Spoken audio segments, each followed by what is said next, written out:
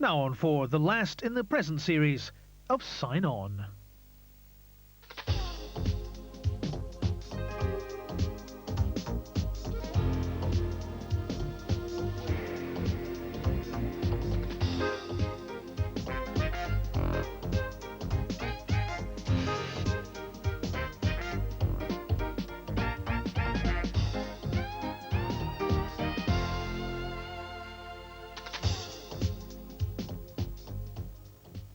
Hello, I'm Tessa Padden. And I'm Francis Murphy. And behind us is a newsroom. Or is it? No, behind us is a blue screen on which the image of a newsroom is keyed in electronically. And if either of us was wearing anything blue, you would see the newsroom through us as well.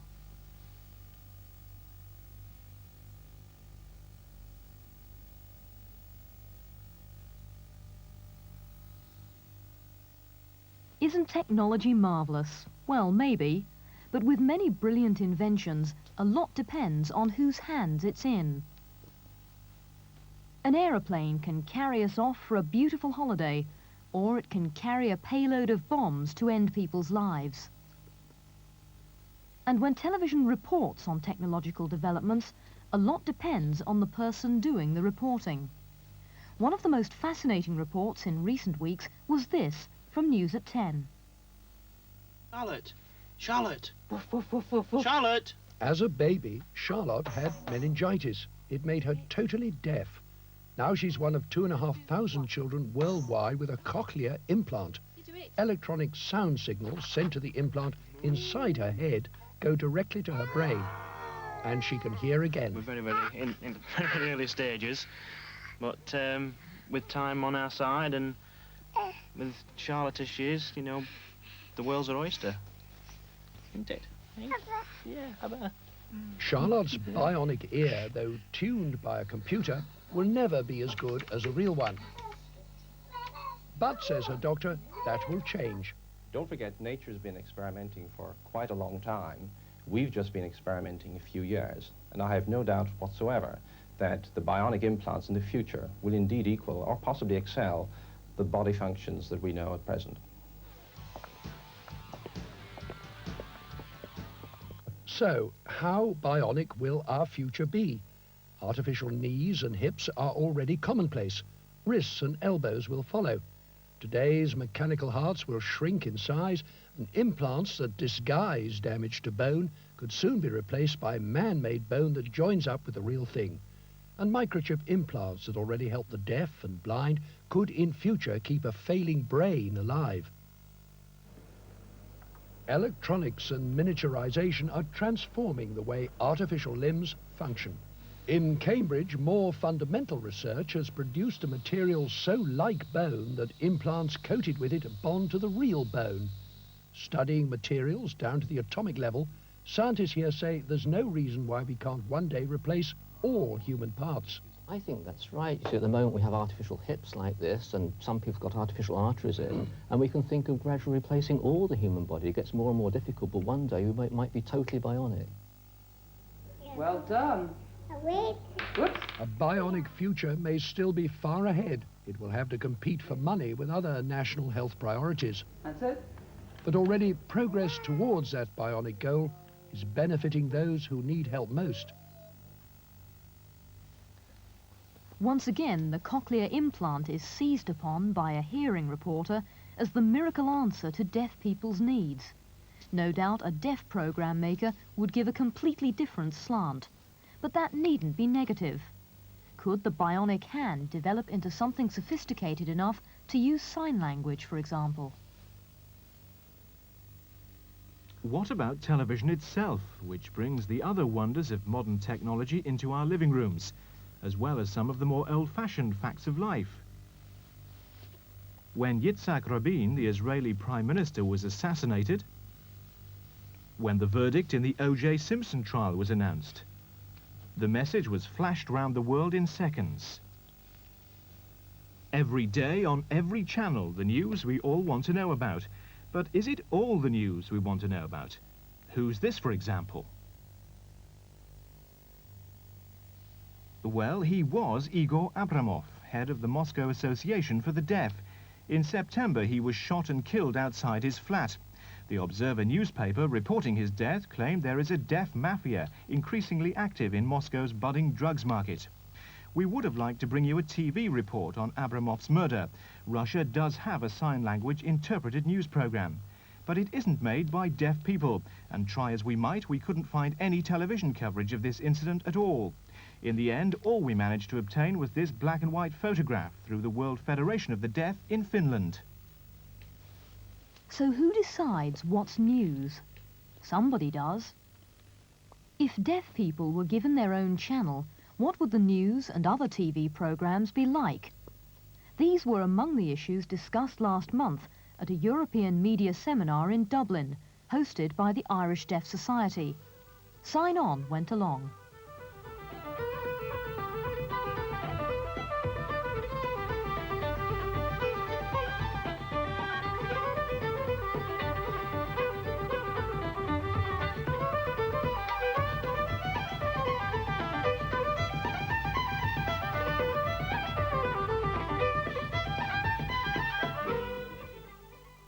Between the ages of 5 and 8, I spent 3 years at Cabra School for the Deaf here in Dublin. I never thought that 3 decades later I'd be back, here at Trinity College, at an international seminar on equal partnership in the media.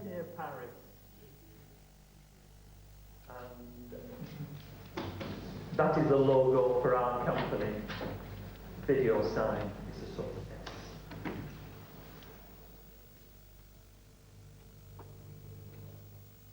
The keynote address on how to get equal partnership in the media was given by Gunilla Vågström Lundqvist, a deaf producer from the Swedish Educational Broadcasting Company.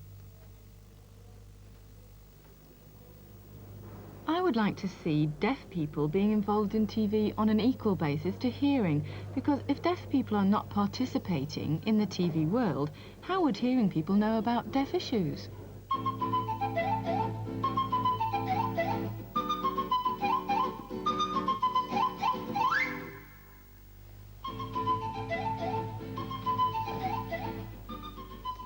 Hej och välkomna till Nu.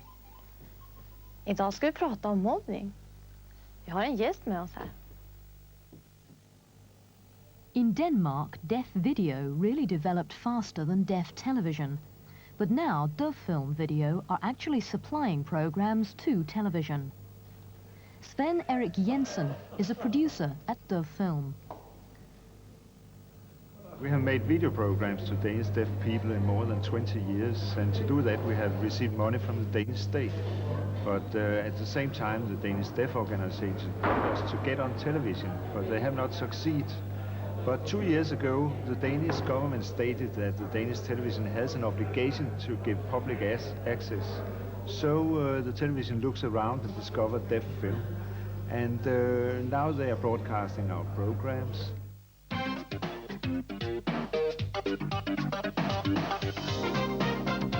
Velkommen til Viften. I myself think that hearing companies have their own priorities, and deaf programming is simply not one of them. Rachel Bastiker O'Neill is here from Sign On. She's talking about training and access for deaf people in television. So in 1995, you have to consider the millennium, the year 2000. All the talk of the year 2000 heralding a new era, a new time for humankind. How do deaf people feel looking into that future, that rather cloudy future? We have no guarantees. Thank you.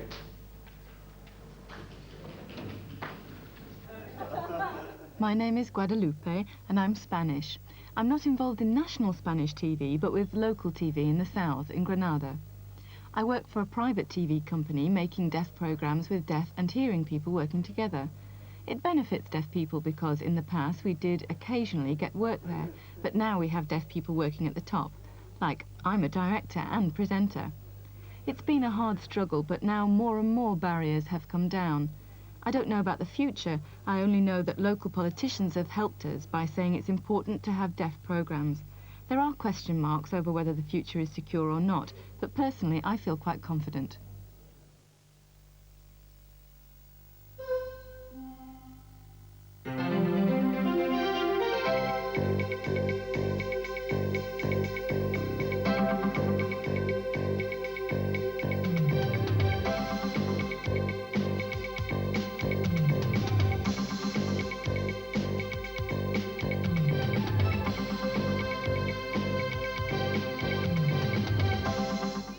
Buenas tardes, amigos.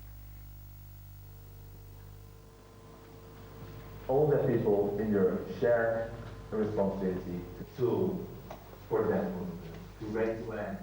Johan Weserman is Director General of the European Union of the Deaf, which has supported this seminar. He's talking about some of the future possibilities in telecommunications.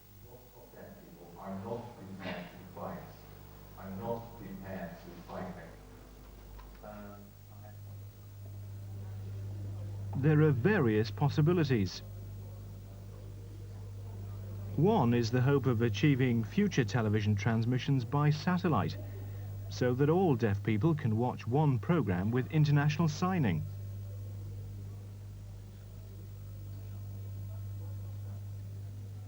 And subtitles in 11 different languages. If we achieved that, it would be a big step forward. Johan Weserman's vision of an international satellite program was not welcomed by all delegates in Dublin. Many would worry that their national sign language programming would suffer and that their own native deaf communities wouldn't understand international sign. Developments are patchy, with some countries making great strides forward, while others are struggling to stand still. As Guadalupe Cueva Cobo of Spain said, local political support is a key factor if we want to make progress. That's all for part one. After the break, we turn our attention to the home front, to the ITV companies. How well are they serving their deaf audiences? And to Channel 5. Whoever finally wins the franchise, what's in it for us?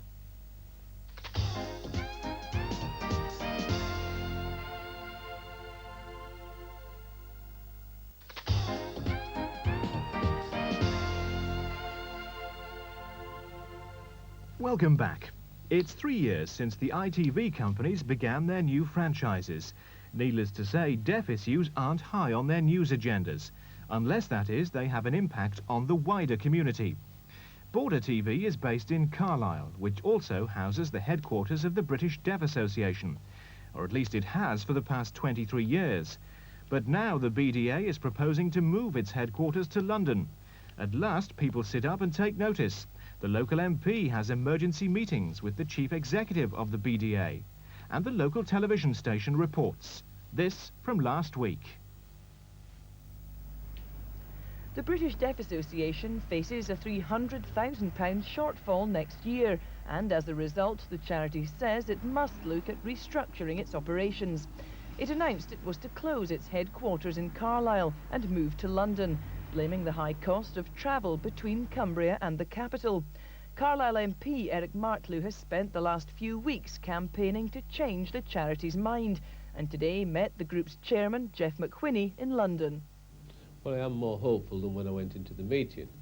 The initial view was that the decision had already been taken, but I asked the chief executive if we were still in the consultative period and whether they were prepared to change their mind. And the answer was yes, that they were consulting, and if some sort of package could be put together that would help them with the financial situation, then they were quite happy to stay in Carlisle. The charity is committed to maintaining a base in the north. It says if the £150,000 it needs to upgrade its premises can be found, plus regular cash grants to run the office, then it will consider leaving some of its key departments in Carlisle. A final decision over the British Deaf Association's future in Carlisle is likely next month. Not one interview with a deaf person in sight. But then for that, you'd have to be able to communicate with deaf people. Since the change of franchise 3 years ago, some of the ITV companies have improved sign language access to regional news programmes, some with signed headlines, others with a weekly review. Here's a sample of what's provided in some parts of the country.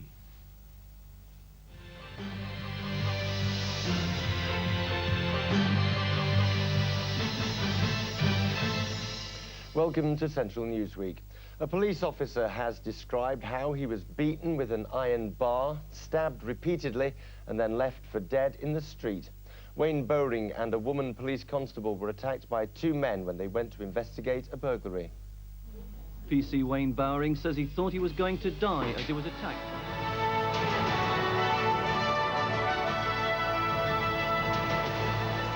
On Monday, a teenage girl badly burned when lighter fuel exploded into a fireball spoke from her hospital bed about the horrific accident. 17-year-old Emma Hughes suffered burns to her hands and face.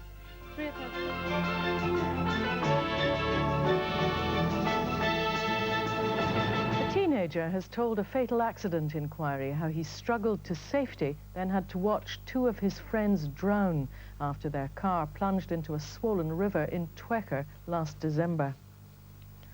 As the government...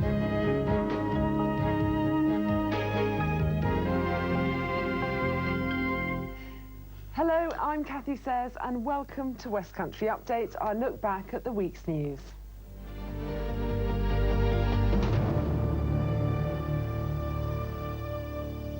Good morning and welcome to the Sunday Review. I'm Jo Sheldon, and in the next hour, Wendy and myself will be bringing you all this week's major news stories, both here at home and from around the world.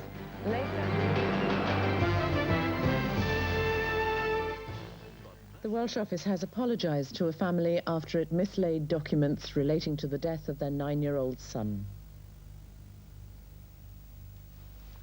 One noticeable feature of these services is how few of them as yet employ deaf people to do the signing, and how many of the biggest ITV companies still have no sign service at all.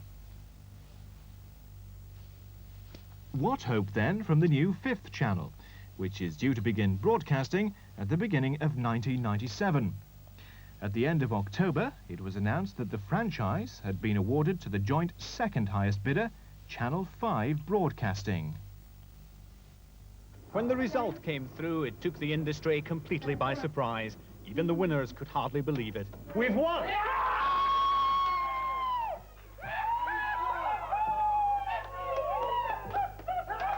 In the losers' camp, the contrast couldn't have been greater. I regret to have to inform you that your application was not successful. Everyone was tipping UK TV. They'd bid £14 million more, but in the end, money wasn't enough. The Independent Television Commission decided the issue on who would provide the best quality. We were not satisfied that the UK TV group gave us enough high-quality programming, and nor did they give us the diversity we're looking for under a different clause.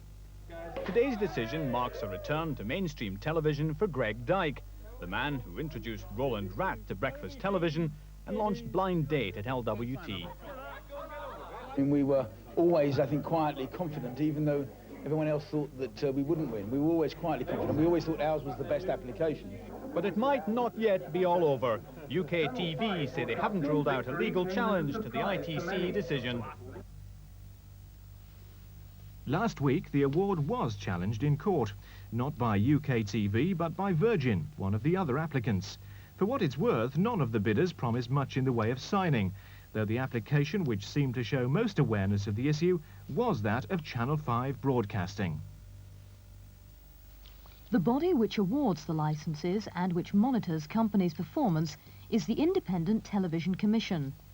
The problem is the ITC has no powers other than those laid down in the broadcasting legislation. Since the legislation contains no requirement at all about the provision of sign language, there's nothing the ITC can do to demand it. Claire Mulholland is Director of Programming at the ITC. Yes, we'd need a new law or a new clause in the existing law saying that we could require companies to provide more hours. And I can only say that I would encourage anyone who believes that their interests are being neglected or ignored, then that's what the democratic system is for. Then they should make their voices heard. Looking around Britain, the support for sign language programmes is minimal compared with Wales, where they do have Welsh language programmes, and for Gaelic language programmes in Scotland. The provision in those languages is much greater, so how can we get enough sign language? By comparison, it's true there is less provision for signing, for programmes using signing, than there is for either programmes in the Welsh language in Wales or in Gaelic in Scotland. The provision for Gaelic is very new. It's only been in the last 3 years. But I have to tell you that the money to make programmes in Gaelic and special provision for programmes in Welsh does not come from the television companies or even the BBC, but more from government. The government has made special provision to give special grants, if you like, through government in Scotland and Wales, so that those programmes are made. There is no such provision as yet for programmes using sign language. The Secretary of State for National Heritage, which covers broadcasting, is Virginia Bottomley. We asked her for an interview to discuss the provision of sign language programmes. But in spite of giving her more than 2 weeks' notice and offering to interview her at a place and time of her convenience, Mrs. Bottomley said she couldn't find time to do this interview for Sign On. The Department of National Heritage Press Office did send us a statement on behalf of Mrs. Bottomley. It said, "The government is anxious that people who suffer from hearing disabilities should benefit as much as possible from broadcasting. But we are not persuaded that it would be right to force TV companies to set aside part of the screen for sign language. We hope that when TV companies apply for their licenses, they take into account the possibility of providing sign language in their services." So for Welsh and Gaelic, government legislation. For British Sign Language, from the Heritage Secretary, an expression of hope, which she can't even find the time to deliver in person. Is this a snub, indifference, or is it just that most of the Heritage Secretary's time nowadays is taken up talking about the National Lottery? We leave you to judge for yourselves. If deaf adults are poorly served by television, there's even less for deaf children. So we're delighted to say that there are some people in the deaf community doing their best to make good the lack. Wendy Daunt and Chase Video Productions at the Royal School for the Deaf in Derby have just released a 90-minute video of favourite children's stories in BSL. The video is accompanied by a pack of 7 books. Here's just a short clip from Little Red Riding Hood, as told by Jerry Hannifin.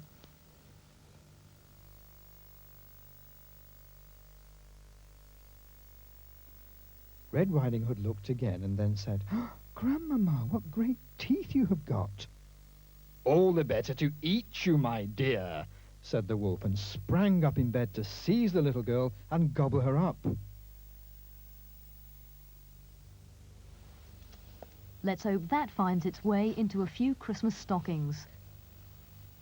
But for the time being, that's it for this year from all of us here at Sign On. We hope to be back on your screens in the spring. Until then, a very happy Christmas and all the best for 1996. And happy Christmas too from the European Seminar in Dublin in 5 different sign languages. Goodbye. Goodbye.